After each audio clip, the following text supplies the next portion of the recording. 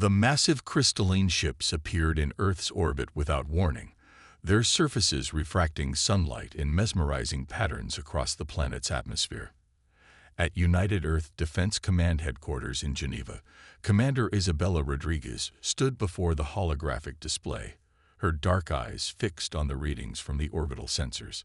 23 vessels, each larger than anything humanity had ever constructed, held position in a perfect geometric formation. "Status report," she commanded, her voice steady despite the gravity of the situation. Around her, the command center hummed with controlled urgency as military personnel from every nation worked in seamless coordination, a unity forged through years of joint space defense exercises that now seemed prophetic. Lieutenant Marcus Patel's fingers danced across his console. "No weapons signatures detected, Commander. Their shields, if they have any, are completely passive. They're broadcasting on all frequencies, using every human language simultaneously." The main screen flickered to life, revealing a being that appeared almost human, save for the iridescent scaling that covered its face and the entirely silver eyes that seemed to hold ancient wisdom. "People of Earth," the creature spoke in perfectly accented English, "I am High Ambassador Ixal of the Cronax Empire. We come in peace, bearing gifts of knowledge and technology." Rodriguez shared a knowing look with General Thomas Weber, her superior and mentor. They'd gamed out first contact scenarios for decades, but something about this felt too perfect, too practiced. The general gave an almost imperceptible nod, authorizing her to implement First Contact Protocol Delta. As the world's media broadcast the alien arrival and governments scrambled to organize a proper diplomatic reception, Rodriguez's hand-picked team was already at work. Dr. Yuki Tanaka, Earth's leading xenolinguist, noticed it first, subtle discrepancies in the aliens' language patterns that suggested their perfect translations were pre-prepared rather than real-time. "They've been watching us," Tanaka reported, her analysis spreading across Rodriguez's secure tablet. "The language patterns suggest years, possibly decades of study. This isn't first contact. It's a carefully orchestrated performance." Over the next 72 hours, as the world celebrated the arrival of seemingly benevolent advanced aliens, Rodriguez's team worked tirelessly. They intercepted and analyzed countless transmissions between the Cronax ships, each piece of data adding to a disturbing picture. Captain Rajnal Hotra, monitoring deep space communications, detected regular bursts of encrypted data being sent to locations far beyond the solar system. "They're reporting back to something," he concluded. "Something big." The breakthrough came during the first official diplomatic meeting, as High Ambassador Ixal presented the United Earth Council with a gift, a database of scientific knowledge. Dr. Elena Popov spotted the trap. Hidden within the database was a sophisticated program designed to map Earth's entire defense network. Rodriguez immediately implemented countermeasures, feeding the alien program falsified data while her team dug deeper into the Cronax's true nature. What they found chilled them to the bone. The Cronax Empire wasn't the benevolent civilization they claimed to be. They were conquerors who had perfected the art of bloodless subjugation. They would arrive with promises of peace and technology, map out a planet's defenses, and then strike with overwhelming force once they understood their target's weaknesses. "It's elegant in a horrifying way," General Weber mused during an emergency briefing. "They've never needed to develop traditional military doctrine because no species has ever seen them coming. Their victims welcome them with open arms." Rodriguez stood before the assembled military leadership of Earth, her presentation leaving no room for doubt. "The Cronax believe we're following their script perfectly," she concluded. "They expect us to be so dazzled by their technology that we'll never see the chains until they're around our necks. But they've made a crucial mistake." She brought up their intercepted communications, translated and decoded. "They think we're primitive because we haven't mastered faster-than-light travel. They see our conflicts and wars as signs of an uncivilized species. What they don't understand is that those very conflicts have taught us something they've never had to learn. The room was silent as she continued. We know how to recognize threats. We know how to prepare for war while smiling and talking peace. And most importantly, we know how to fight in ways they've never imagined. General Weber stood, his expression grim but determined. How long before they realize we're onto them? Based on their previous conquest patterns, they'll maintain the diplomatic charade for approximately 3 more weeks while their mapping program does its work. Rodriguez answered. That's how long we have to prepare our response. As the meeting concluded, Rodriguez received an urgent message from Dr. Tanaka. The xenolinguist had discovered something in the Chronax's historical records, something that explained their confidence and their weakness. In 10,000 years of expansion, they had never faced a species that fought back effectively. They had never needed to develop counters to resistance because they had never truly experienced it. That was about to change. As night fell over Geneva, lights burned in military commands across the globe. In bunkers and bases, on ships and in submarines, humanity began to prepare. Not with grand gestures or obvious movements, but with the quiet, methodical preparation that comes from millennia of warfare. The Chronax thought they were dealing with primitives who would be dazzled by their technology and cowed by their power. They were about to learn that humanity's greatest weapon wasn't their technology or their weapons. It was their experience with war itself, and their ability to adapt and overcome against overwhelming odds. As Commander Rodriguez looked out over the twinkling lights of Geneva, she allowed herself a small smile. The Chronax had spent years studying Earth's languages and cultures, but they had missed something fundamental about human nature. They were about to learn that sometimes the most dangerous opponent isn't the one with the biggest weapons. It's the one who has spent their entire history learning how to fight against the odds and win. Dr. James Sullivan hadn't slept in 48 hours, but the excitement coursing through his veins made fatigue irrelevant. In the depths of the quantum research facility beneath the Rocky Mountains, he stared at his holographic displays with growing amazement. The Chronax's gift of scientific knowledge had been meant as a Trojan horse, but it had given Earth scientists something far more valuable: insight into how their technology worked. It's beautiful, he muttered, watching the simulation play out again. They're so advanced, they've become predictable. Dr. Fatima Hassan, his colleague in quantum mechanics, looked up from her own workstation. Found something. Their entire technological base, Sullivan explained, pulling up multiple diagrams, relies on perfect quantum coherence. That's how they maintain their faster-than-light drives, their energy shields, everything. They've mastered the ability to maintain quantum states at a macro level, which makes them incredibly powerful, Hassan noted, but also vulnerable, Sullivan finished. They're so dependent on quantum stability that they've never developed alternatives. They don't need to account for quantum decoherence because they solved that problem thousands of years ago. The implications were staggering. While Earth scientists had struggled with quantum decoherence, the tendency of quantum systems to break down when interacting with the environment, the Chronax had found a way to prevent it entirely. It made their technology incredibly powerful, but also gave it a critical weakness. Throughout human history, military advancement had always followed a pattern. For every new technology, a countermeasure would emerge. For every countermeasure, engineers would develop ways to overcome it. This constant cycle of innovation and adaptation was foreign to the Chronax, who had never faced meaningful resistance. In secure facilities around the globe, humanity's response to the Chronax threat was taking shape. In Singapore, engineers were modifying quantum communication systems into weapons that could disrupt Chronax coherence fields. In Brazil, submarine factories worked around the clock, producing autonomous underwater vehicles that could strike from the depths of Earth's oceans, an environment the Chronax had never needed to master. Commander Rodriguez received Sullivan's report during a secure briefing at the Cheyenne Mountain Complex. "Can we weaponize this?" she asked, getting straight to the point. Sullivan nodded, bringing up new simulations. "We're already testing prototypes. The Chronax ships maintain their quantum stability through a network of field generators.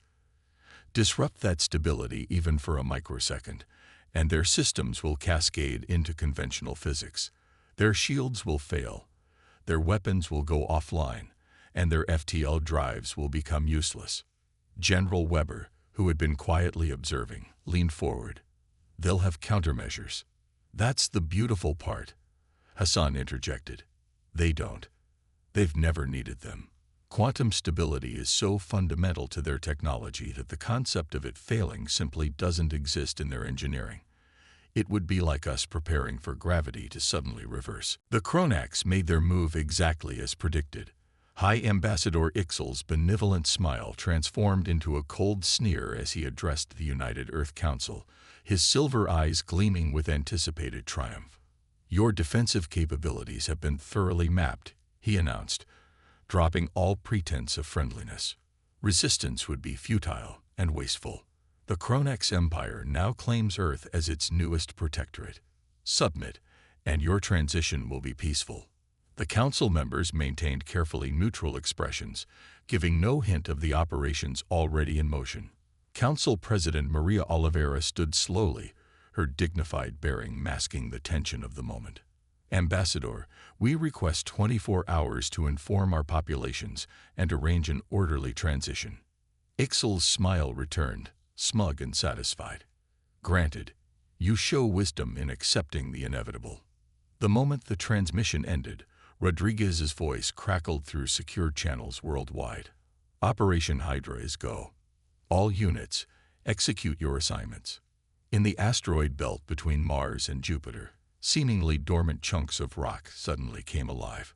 What the Kronax had dismissed as primitive mining operations were actually forward operating bases carved into the asteroids themselves. Lieutenant Commander Nathaniel Banks, commanding the asteroid base UNSS Ambush, gave the order to power up their quantum disruption arrays. Remember, he told his crew, we don't need to destroy them. We just need to create chaos. Across the solar system, humanity's hidden forces emerged from their camouflage. The Kronax's perfect formation was suddenly assaulted from dozens of directions by weapons they couldn't detect and enemies they couldn't track. The first sign that something was wrong came when 3 Kronax cruisers suddenly lost power, their quantum fields collapsing under the influence of disruption beams fired from asteroids they had dismissed as natural debris. As their crews struggled to understand what was happening, swarms of small automated craft emerged from hiding places throughout the asteroid belt. These drones, barely larger than satellites, had been designed specifically to exploit the Kronax's blind spots. Their primitive chemical engines and mechanical systems were crude by Kronax standards, but they were immune to quantum disruption. As the alien ships struggled to restore their quantum fields, the drones attached themselves to their hulls, planting devices that would make it impossible for them to reestablish quantum stability.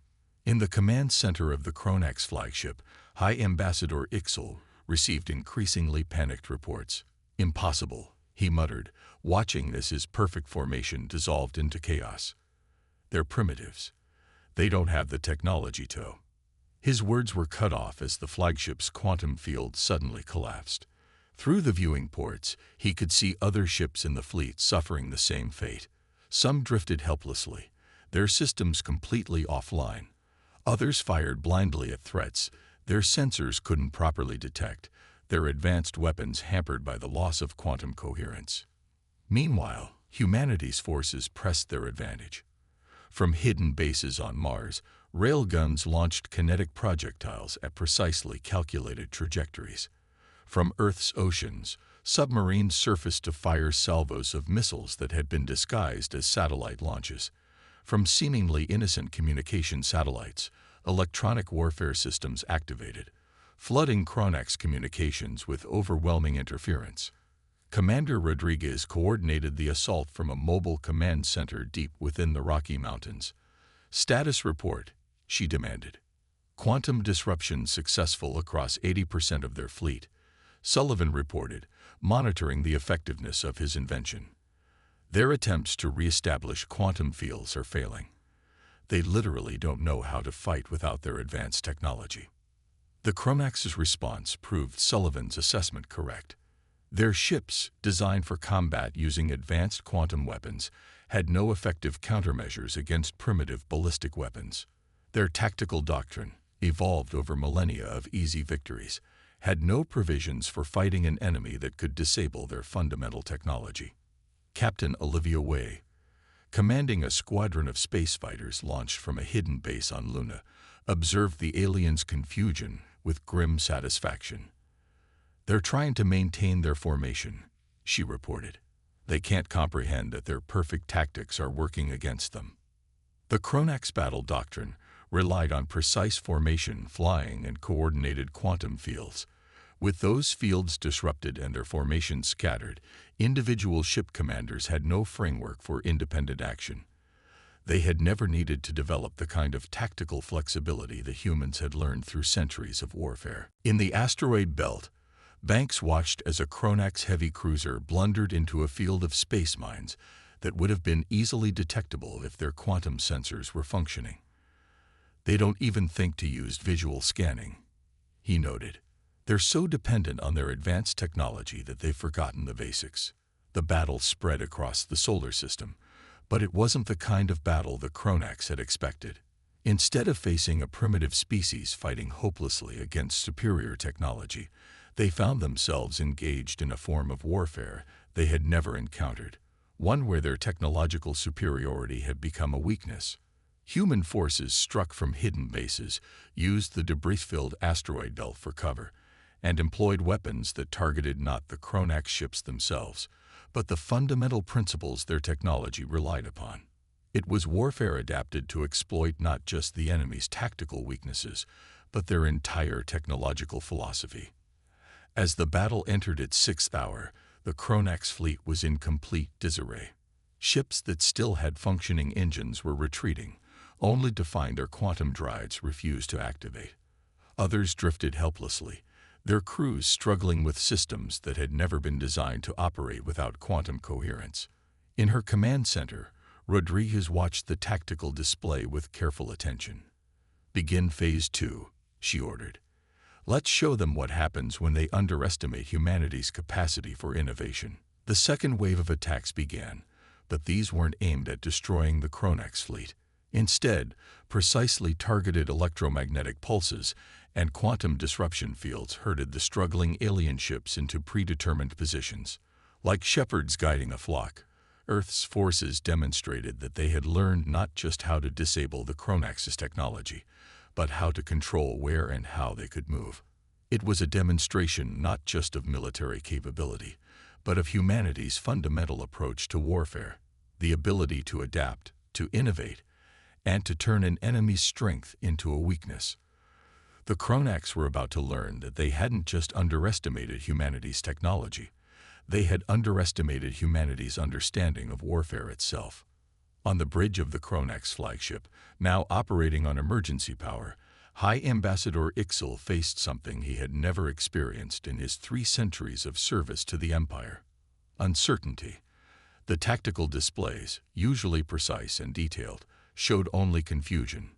Half his fleet was disabled, the other half scattered across the solar system, unable to maintain quantum coherence long enough to regroup.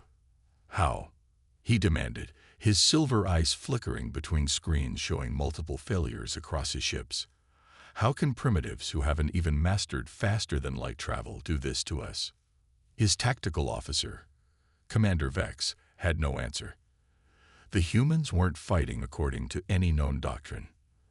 They weren't attempting to match Chronax technology with their own. Instead, they were systematically dismantling the very foundations of that technology, using methods so primitive they had never been considered a threat. In the depths of the Lunar Command Center, Dr. Fatima Hassan monitored the psychological impact of their unconventional warfare. "They're experiencing cognitive dissonance," she reported to Commander Rodriguez. "Their entire worldview was built on technological superiority. Now that superiority has become their greatest vulnerability." The humans pressed this psychological advantage. Earth's forces began broadcasting on frequencies they knew the Chronax could still receive, even with their quantum systems disabled. They transmitted historical footage of human warfare, not the grand battles, But the clever ambushes, the guerrilla campaigns, the times when seemingly inferior forces had defeated superior ones through innovation and adaptability. Let them see what they're really dealing with, Rodriguez had ordered. Show them why technological superiority isn't everything. The broadcasts had their intended effect. Across the Kronex fleet, crews watched in growing horror as they saw humans fighting in environments ranging from Arctic tundra to desert sands, from mountain peaks to ocean depths. They saw armies adapt to overcome superior forces, guerrilla fighters turning terrain to their advantage, and defenders using creativity to overcome technological gaffes. Admiral Krishna Patel, commanding Earth's space forces from a hidden base on Phobos, implemented the next phase of the psychological campaign. Begin targeted disruption, he ordered. Let them feel what it's like to be truly helpless. Small drones, invisible to the Kronax's remaining sensors, attached themselves to key points on their disabled ships. These devices didn't cause damage. Instead, they created localized quantum disruption fields that moved unpredictably across the ship's hulls. Systems would work for a few moments, then fail, then work again. It was warfare designed not to destroy, but to induce a state of perpetual uncertainty. The effect on Kronax morale was devastating. Their entire civilization was built on the principle of perfect control through superior technology. Now they were experiencing something their species had never faced, the terror of being completely at the mercy of an enemy they had dismissed as primitive. In his command center on Mars Base Alpha, Lieutenant Colonel Jack Morrison watched the psychological deterioration of the Kronax forces with professional interest. "They're starting to break," he reported. "Their communications are becoming increasingly erratic. Some ships are trying to surrender. Others are attempting suicide runs with their remaining conventional engines. They've lost all tactical coherence." The humans had studied the psychology of warfare for millennia, learning that breaking an enemy's will to fight was often more effective than destroying their capacity to do so. The Kronax, who had never faced serious resistance, had no psychological defenses against the fear and uncertainty they now faced. Dr. Sullivan, monitoring the situation from his quantum research facility, noted another interesting phenomenon. "They're not even trying to adapt," he reported. "Their technology is so advanced that they never develop the ability to improvise or think creatively under pressure. They're looking for perfect solutions in a situation where none exist." Commander Rodriguez used this insight to further refine their tactics. Earth forces began allowing some Kronax ships to partially restore their quantum fields, only to disrupt them again in new and unexpected ways. It was a calculated demonstration that humanity wasn't just lucky. They had achieved complete mastery over the Kronax's fundamental technology.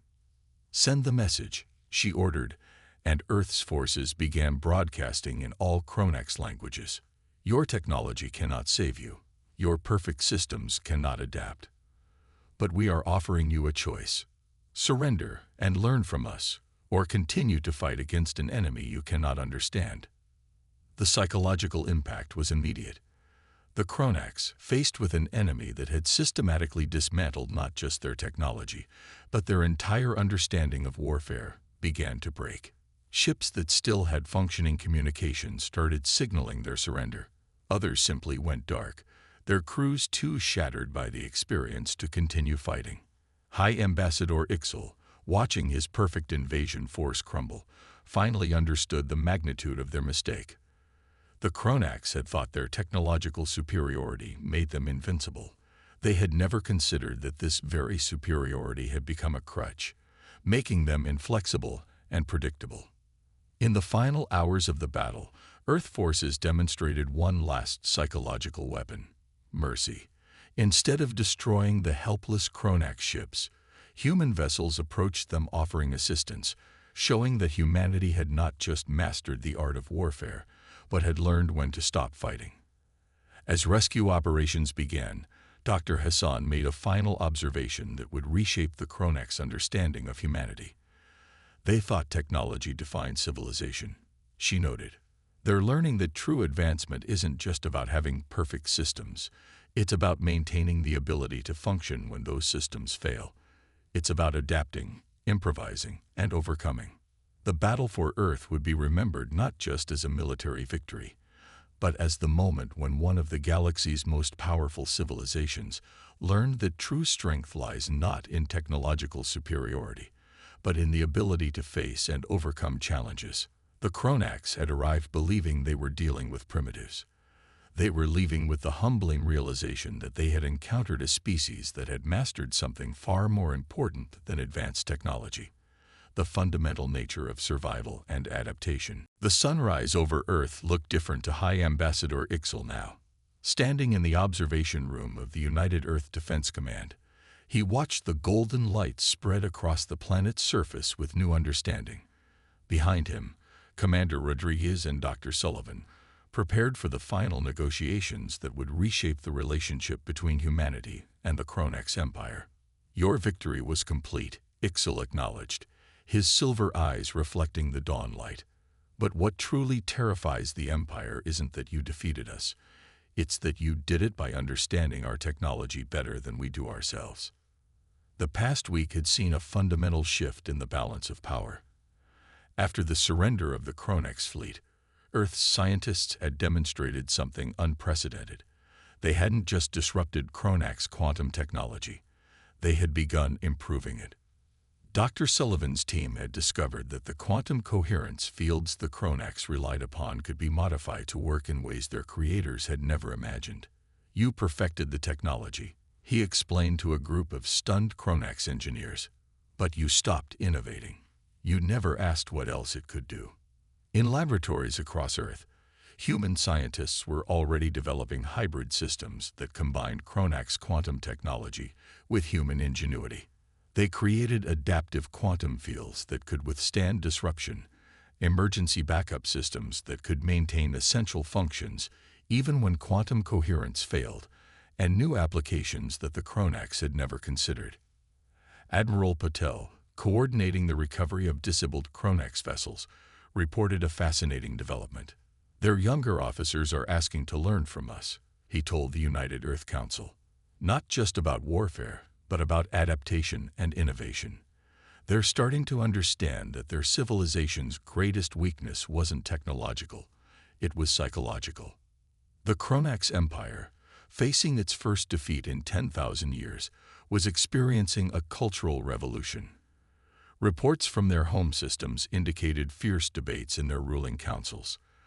The majority now recognized that their perfect system had become a perfect trap, leading to stagnation masked by technological superiority. Commander Rodriguez focused on ensuring this transformation led to peace rather than renewed conflict. "We're not interested in humiliating you," she told Ixel during a crucial negotiation session. "We want to trade, to learn from each other, but as equals, not as conquerors and subjects." The terms of peace that emerged reflected this philosophy. Earth would share its innovations in quantum technology, teaching the Kronax how to make their systems more resilient and adaptive. In return, the Kronax would open their vast network of worlds to human exploration and trade, this time as partners rather than rulers. Dr. Hassan, who had studied the psychological impact of the conflict, noted an interesting phenomenon. "The Kronax aren't just learning about technology from us," she reported. "They're learning about the value of imperfection, of struggle, of the constant drive to improve and adapt." The transformation was most visible in the joint military exercises that began 3 months after the peace treaty. Human and Kronax forces worked together, with Earth's commanders teaching the aliens about flexibility, improvisation, and unconventional thinking, while the Kronax shared their deep understanding of quantum mechanics and faster-than-light travel. "Watch how they approach problems now," Lieutenant Colonel Morrison observed during a training session. "They're starting to think creatively, to question their assumptions. They're learning that the most powerful weapon isn't technology. It's the mind that wields it." The greatest vindication of humanity's approach came 6 months after the battle, when a new threat emerged from deep space. A hostile species, believing the Kronax Empire weakened by its defeat at Earth, launched an attack on an outer colony. They encountered something unprecedented. Chronax ships using hybrid human-Chronax technology, commanded by officers who had learned to think creatively and adapt to changing circumstances. The attack was repelled with minimal casualties, using tactics that combined Chronax quantum technology with human strategic innovation. It was the first test of the new partnership, and it proved spectacularly successful. In the aftermath, High Ambassador Ixel made a formal declaration to the United Earth Council. For 10,000 years, the Chronax Empire brought civilization to the galaxy through technological superiority. Today, we acknowledge that true civilization isn't about having the most advanced technology. It's about having the wisdom to use it well, the humility to learn from others, and the courage to change.